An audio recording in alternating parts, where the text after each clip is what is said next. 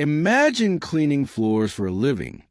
Then one day, you're gone without a trace, and so is $3 million in unmarked bills. No forced entry, no camera footage, no suspects. Just silence.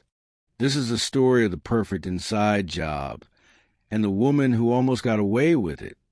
Welcome back to Untold Crime Vaults, the place where silence hides the darkest secrets.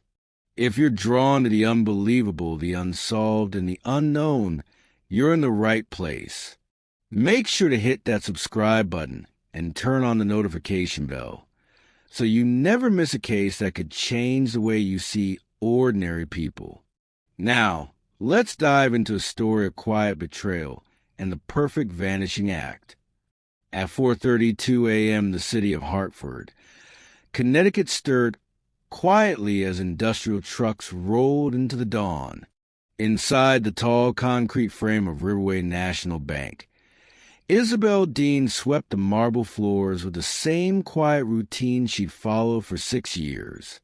She was just a night janitor, quiet, unnoticed, and largely forgotten. By all accounts, Isabel was harmless. She wore oversized sweatshirts, never made small talk, and always kept her earbuds in during shift changes. Her badge was low security clearance, no vault access, no alarm codes, just enough clearance to clean lobbies, hallways, and staff kitchens. But unknown to her co-workers, Isabel had spent the last 17 months studying every inch of the bank's internal structure. And she wasn't a janitor by trade. She was once a systems analyst at a cybersecurity firm. Her fall from grace had come after a whistleblowing scandal that backfired. She lost her license, her pension, and her future. What no one knew was that Isabel never forgot how to read systems. And Riverway Security had cracks no one ever bothered to patch. 2 years earlier, when Isabel first applied to the cleaning job, she wasn't desperate. She was curious. During a late-night shift in the winter of 2021, Isabel had picked up a plastic ID badge someone left on a break room table.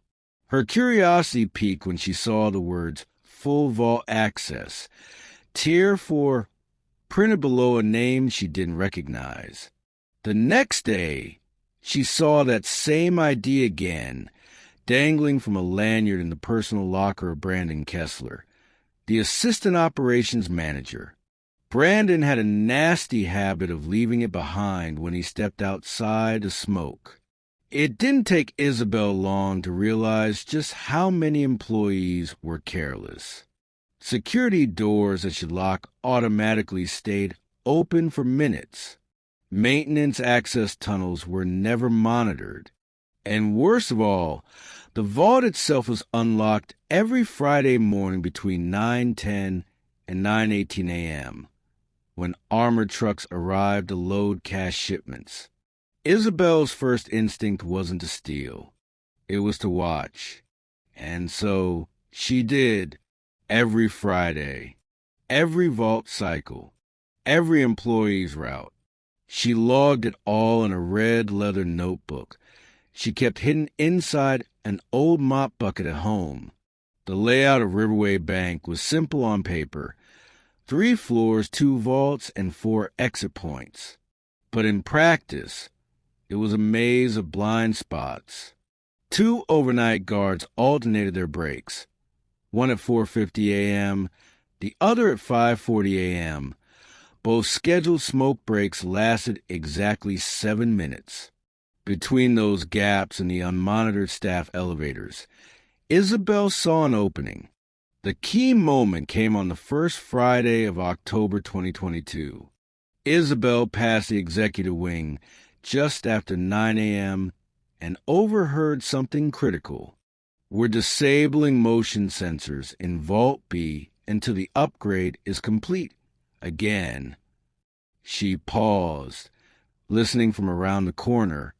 Vault B was where Friday morning drop-ins happened, and now it had no internal motion tracking.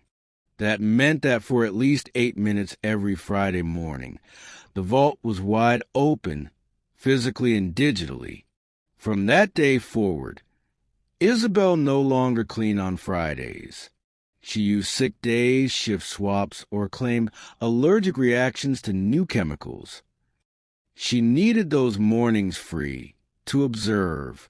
She rode her bike in under the bridge 2 blocks from the bank and watched employees enter through the side alley.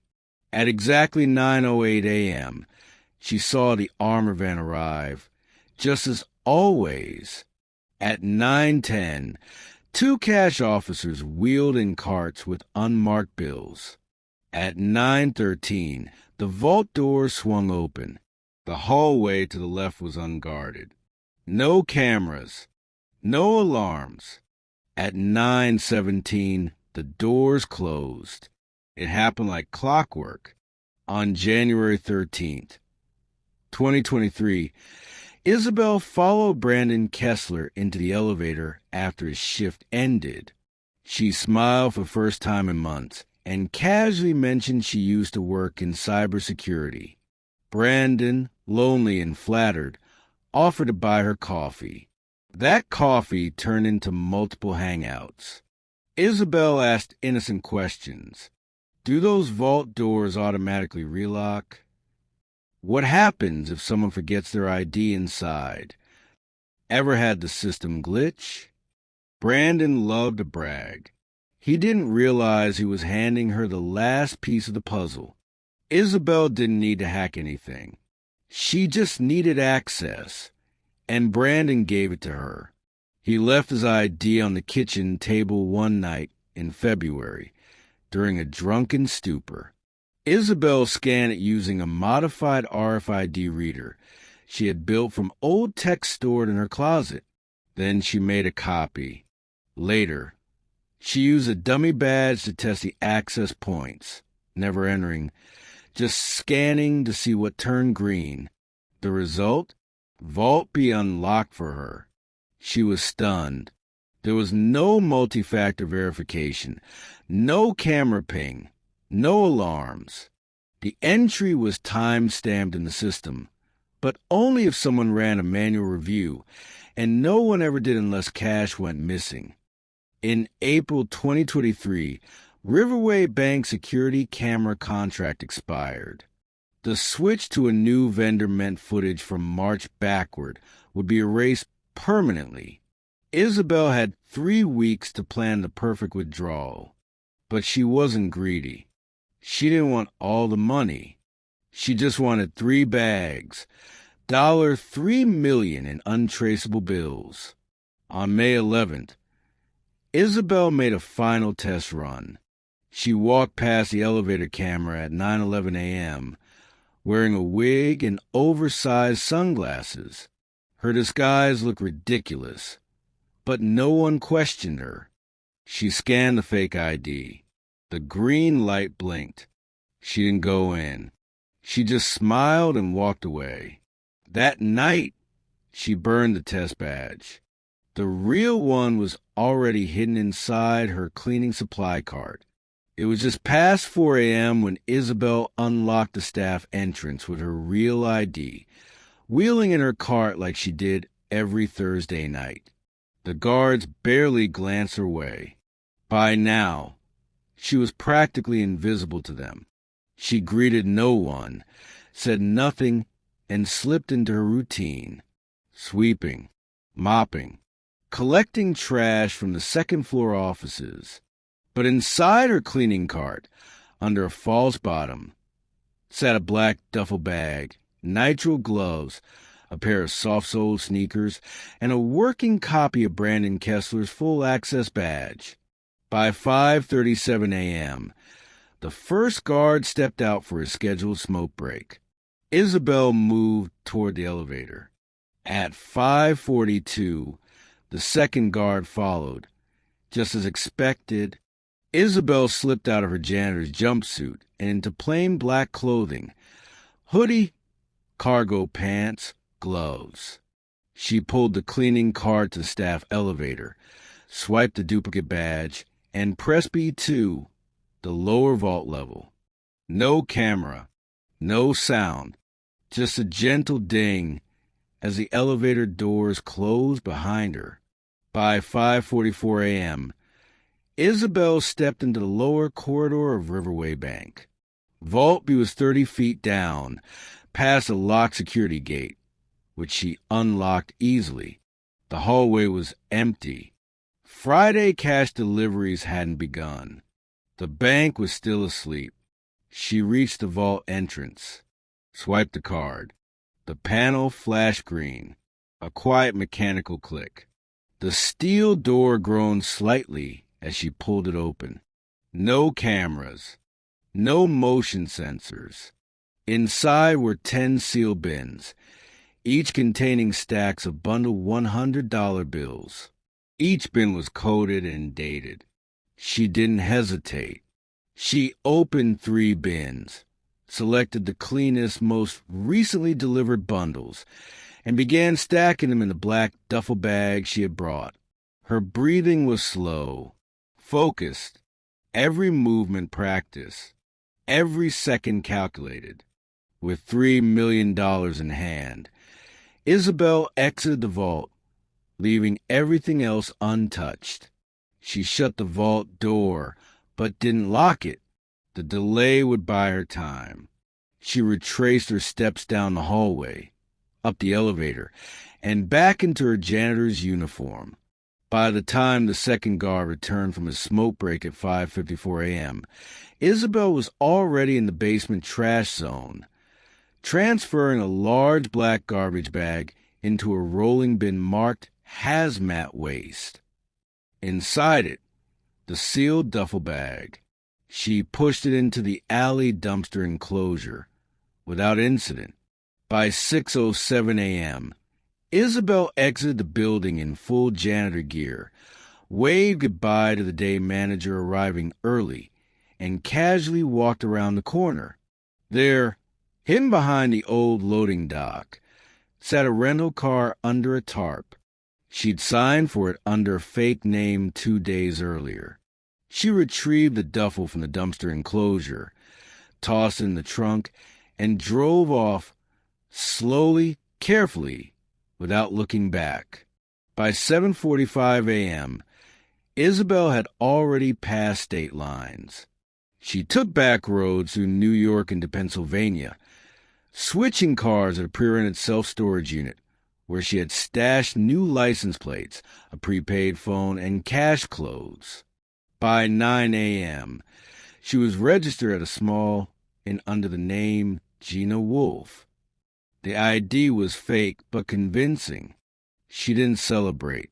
She didn't panic. She slept. At 10:12 a.m., when Riverway Bank's Friday cash delivery arrived, the armored guards noticed the vault door slightly ajar. Protocol kicked in. By 10:27 a.m., the vault manager confirmed that 3 bins, totaling $3 million, were missing. There were no alarms, no signs of forced entry, no tampered locks, no camera footage. The local police arrived within 20 minutes. By 11 a.m., the FBI was notified, and by 2:30 p.m. it was national news. Mystery theft. $3 million stolen from bank without a single alarm triggered. Investigators were baffled. There were no signs of an outsider break-in, no clear security breach, no digital alerts, no camera footage of anyone accessing the lower vault. Fingerprint sweeps came up clean. Staff interviews turned up nothing. The night janitor, Isabel Dean, had clocked out around 6:15 a.m. before the vault was accessed. Her alibi? She was at home sleeping during the theft, with no known motive and no criminal record. When questioned 2 days later, Isabel was polite, quiet, and entirely unremarkable. Investigators had no reason to suspect her, just another quiet woman working an invisible job.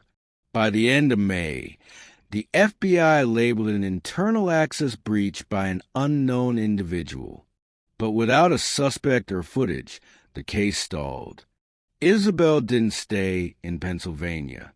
By mid-June, she had crossed into British Columbia, Canada, using a falsified work visa obtained from a darknet broker a year earlier. She changed her hair, changed her accent, and applied for part-time cleaning work in Vancouver under her new identity. She was invisible again. But this time, she was free. By July 2023, the headlines had faded. No new leads. No identified suspect. The internal investigation at Riverway Bank turned aggressive. Employees were suspended. Contractors terminated, and the bank was fined by federal regulators for security negligence. But Isabel Dean's name never came up. She had become what no criminal ever truly achieves. Unremarkable. In her modest one-bedroom apartment in Vancouver, she lived without flash. No fancy cars, no big purchases, no international transfers. She worked part-time cleaning at a local co-op, rode a used bicycle, paid everything in cash. The duffel with the $3 million? Gone. Buried deep beneath a garden shed on a rural property she leased under a different alias, Julia Mendez. Every Friday, she rode out of the city to check on the shed, always at different times, always with a different bag. She was cautious, paranoid, but patient, and it was working. In August, a new agent was assigned to the Riverway case. Special Agent Dana Kroll, known for tracking long-shot fugitives and old fraud cases. She started where others didn't, with janitors, not employees, not armored truck drivers, but the people everyone overlooked. And Isabel Dean stood out, not for what she did, but what she stopped doing. Her employment ended the same week the theft occurred. She hadn't returned to work. No follow-up contact. No job transfer. Just gone. A check of her digital footprint showed almost nothing. No purchases. No lease renewals. No credit history. Agent Kroll called it a suspiciously clean exit. But without cause, the FBI couldn't issue a warrant. Isabel hadn't committed any crime, on paper. Kroll filed a background trace. And finally, a sliver of light cracked the darkness. In late September, while replacing her bicycle tires, Isabel used a fake debit card tied to one of her aliases. The transaction triggered a flag from a data mining service used by federal agencies. Within days, Agent Kroll had eyes on the transaction and tied it back to Julia Mendez, a Canadian resident with no known origin. A photo from a bike shop camera showed Julia's face, familiar but aged. Agent Kroll compared against a DMV image of Isabel Dean from 3 years earlier. The match wasn't perfect, but it was enough. In October, the FBI quietly partnered with Canadian authorities. Isabel, now under the name Julia, was followed discreetly. They tracked her commutes, her grocery patterns, and her Friday bike rides out of town. But they never caught her near the shed. She was too smart for that. Instead, she always changed her path, sometimes using friends or community members as cover, offering rides to markets or community gardens. The FBI had no evidence. No footage of her handling stolen money. No confession. No forensic link. And no jurisdiction to arrest her unless they had proof she crossed the border with criminal intent. She was still free. Barely. In early December, Isabel made one final move. She withdrew all $3 million from beneath the shed and distributed it across 4 separate dead drop caches in 3 provinces. She left behind the shed, the tools, and the rental land. She burned the old ID. Then she vanished again. By the time Agent Kroll submitted paperwork for an official arrest warrant in Canada, Julia Mendez no longer existed. The co-op she worked at reported she hadn't been seen since December 9th. No forwarding address. No emails. Just silence. In 2026, a new segment aired on a cold case podcast titled The Vault Ghost: How One Janitor Outsmarted an Entire Bank. Special Agent Dana Kroll was interviewed. She admitted that despite extensive efforts, no physical evidence ever connected Isabel Dean or Julia Mendez to the Riverway vault theft. But she added one final comment. Sometimes the cleanest crimes are committed by the people we trust to clean up after everyone else. The truth? No one knows for sure. Some say Isabel lives in the Caribbean under a new identity, running a modest beachfront hostel. Others claim she changed her face and works as a housekeeper for the wealthy in Europe. And then there are those who say she's hiding in plain sight, back in the States, under yet another alias, with the stolen money still buried untouched. But one thing is certain. She walked into a secure vault, took $3 million in cash, and disappeared without a single trace. No forced entry. No alarms. No fingerprints. No witnesses. Just a silent hum of a bank that never saw her coming. It's been years now. The Riverway Bank case is considered cold. The FBI file sits in a digital archive labeled Unsolved and no active leads. The only evidence is circumstantial. The security systems have since been upgraded, and new personnel have been hired. Everyone moved on. Everyone except Isabel. Wherever she is, she never allowed herself to relax. Even now, she keeps a rotation. New city, new face, new story. Sometimes she's a hospice cleaner. Sometimes a school janitor.